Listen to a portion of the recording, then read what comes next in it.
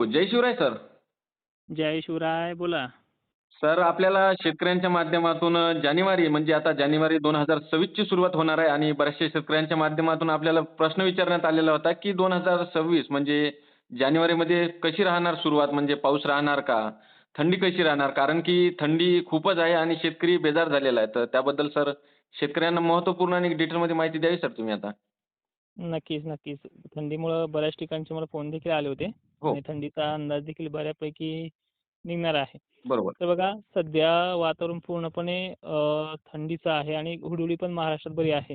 पण आता एक थोडक्यामध्ये सांगायचं झालं तर थंडीची गुड न्यूज उष्णतेसाठी जे पोषक वातावरण पाहिजे. आता कसं आहे हरभऱ्या फुलांचे अवस्थेमध्ये बऱ्याच जणांचे शेतकऱ्यांचे पिकं यायला लागलेत बरोबर. आणि त्या फुलाला थोडीशी थंडी बाधक ठरते. दवबिंदूंची संख्या वगैरे सगळ्या गोष्टी आहेत त्यामध्ये पॉझिटिव्हली.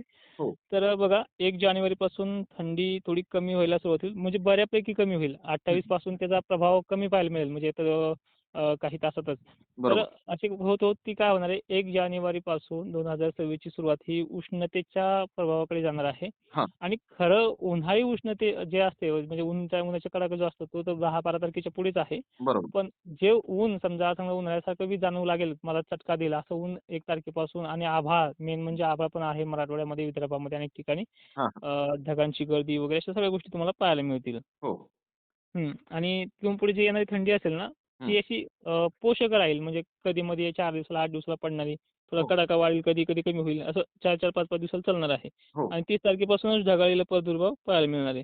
हां. बरं सर या ढगाळ वातावरणामध्ये मग आपल्याला काही पाऊस वगैरे पाहायला मिळेल का?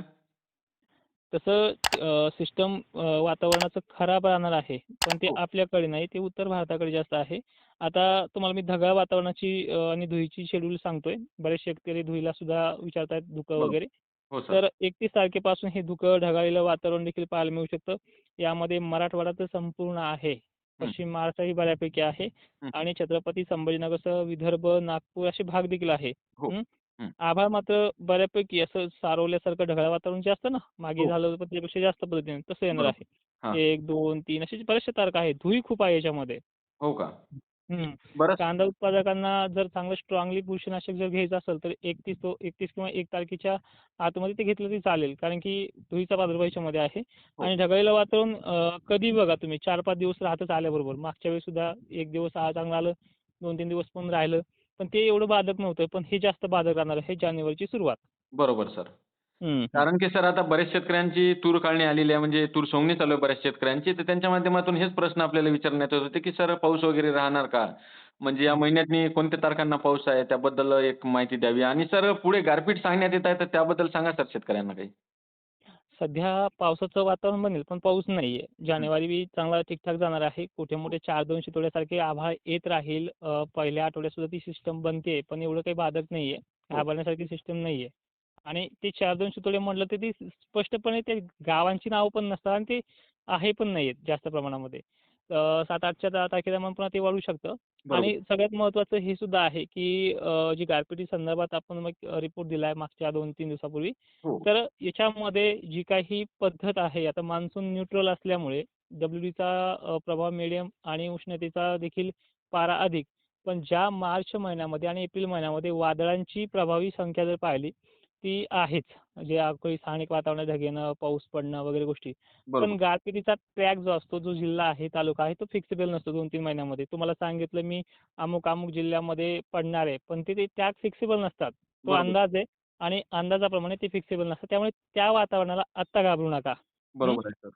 जशी पद्धत असेल, जसं तुमचं हळदीचं काम असेल, तसं तुम्हाला त्याचे अंदाज 1-1.5 महिना अगोदर सुद्धा ॲक्युरसीसह देण्यात येईल. पण आज त्याचा ट्रॅक मान्य आहे, की फेब्रुवारीमध्ये कमी आहे किंवा नाही.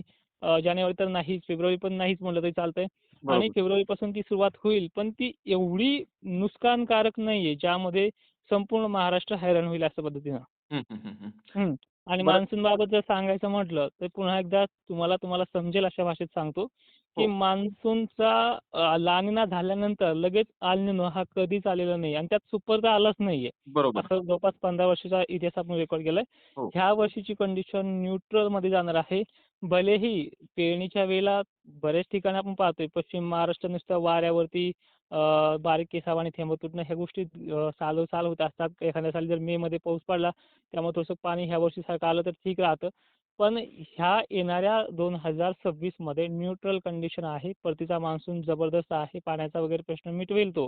हां. भलेही टक्केवारी तळ्यांची 80-90 वरती गेली चालेल, ओव्हरफ्लो होणार नाहीत.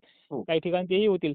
पण एवढा कमी नाहीये, जे बरेचसे मार्केटमधनं मला त्यापेक्षाही जास्त फोन आलेत बियाण्यांचे आणि खत औषधांचे, की बरोबर. ॲक्चुअल आम्ही कुठलं सजेशन घ्यावं? बऱ्याच ठिकाणी असं होतंय, की मला सांगितलं जातंय, की असा-असा पाऊस कमी आहे, असं वगैरे, वगैरे. हो, हो. तर एक शेतकऱ्याच्या दृष्टिकोनातून तो अंदाज दिलेला आहे, की एवढे घाबरले जाऊ नका. बियाणं आणि खतांच्या दृष्टिकोनातून दिलेलं नाहीये. बरोबर ठीक आहे. सर. हो, 5 मार्चला तर आपण पूर्ण खात्री त्याच्यामध्ये व्यक्त करतोय. पण हो. आज तुम्हाला एवढा दिलासा मात्र देईल, की हा शब्द बदलणार नाही आणि अंदाजही बदलणार नाहीये 5 बरोबर सर. मार्चला सुद्धा. तर तुम्ही घाबरले जाऊ नका. मान्सून ठीक-ठाक आहे. फक्त पेरणीच्या आणि पेरणी झाल्याच्या नंतर बऱ्याच ठिकाणी असं पिकं करपू लागतील एवढी त्याच्यामध्ये तारण त्यामध्ये दिसते आहे. कारण की पाणी आपण सांगितलं सुरुवातीला पेंडवलतं, केसावाणी धारा, काही ठिकाणी पेरण्या सुखरूप होतील अशा पद्धतीचं आहे. पण एवढं नाहीये, की नुकसानकारक काही नाहीये. बरोबर सर. आणि हं. सर आपल्या काही यूट्यूबर मित्रांच्या माध्यमातून असं सांगण्यात येत आहे, की 2026 मध्ये दुष्काळ राहणार आणि हं. त्याच्यावरती तुमचा फोटो आणि त्याच्यावरती लिहून राहतात, की दुष्काळ पडणार. तर त्याबाबत काय सांगणार सर तुम्ही? हे बघा, अशा फोटो टाकणाऱ्याला तर सोशल मीडियाच्या पद्धतीनं कारवाई मी करणारच आहे. त्यामध्ये हो. विषय नाही. कारण की काय होतंय, तुम्हाला तुमचे व्ह्यूज येतील. बरोबर. हं.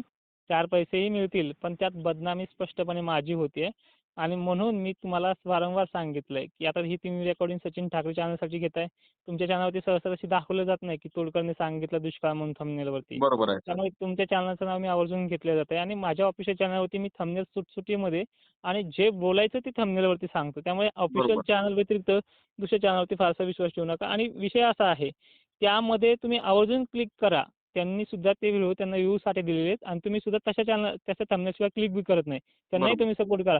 पण आतमध्ये मी वैयक्तिक काय बोललोय ते बघा आणि बरोबर फोटो आहे. एआयच्या थ्रू बनवणाऱ्यांना विनंती आहे, थोडं शेतकऱ्यांना तुम्हीही सहकार्य करा. तुम्हाला मी पाठिंबा दिलाय. मी तुम्हाला पूर्ण परमिशन दिली यूज करायला, फोटो यूज करा वगैरे करा. पण हो. थोडं यांना का घाबरताय? त्यांना घाबरलं की ते माझी बदनामी करताय. बरोबर आहे सर. हं, हं. आणि सर तुम्ही 2025 25च्या म्हणजे 25 मध्ये तुम्ही जे काही अंदाज दिले ते 100% खरे ठरलेले आहे आणि शेतकऱ्यांचा विश्वास सुद्धा तुमच्यावरती 100% आहे. तर सर तुमच्या चॅनलचं नाव शेतकऱ्यांना सांगा सर तुम्ही. आता तोडकर हवामान अंदाज सर्च केलं, की ते डायरेक्टली ऑफिशियल चॅनलवरती येतं. 92 का 93,000 फॉलोअर्स झालेत आपल्या YouTubeचे आणि बाकी 1-2 लाख, 1-2 लाख अशा Instagramचे पण झालेले आहेत हो, पेजेस. बरोबर सर. बाकी त्यांना सगळं माहिती आहे आणि धन्यवाद सगळ्या गोष्टीबद्दल. तुम्ही सुद्धा वारंवार किचकट प्रश्न देखील विचारून शेतकऱ्यांचं समाधान करताय आणि अशाच पद्धतीनं प्रश्न विचारा ही माझ्याकडनं देखील तुम्हाला अपेक्षा आहे आणि सगळ्या हवामान अभ्यासकांचं मनोगत देखील घेत राहा. ही देखील पुढील वाटचालीस तुम्हाला शुभेच्छा.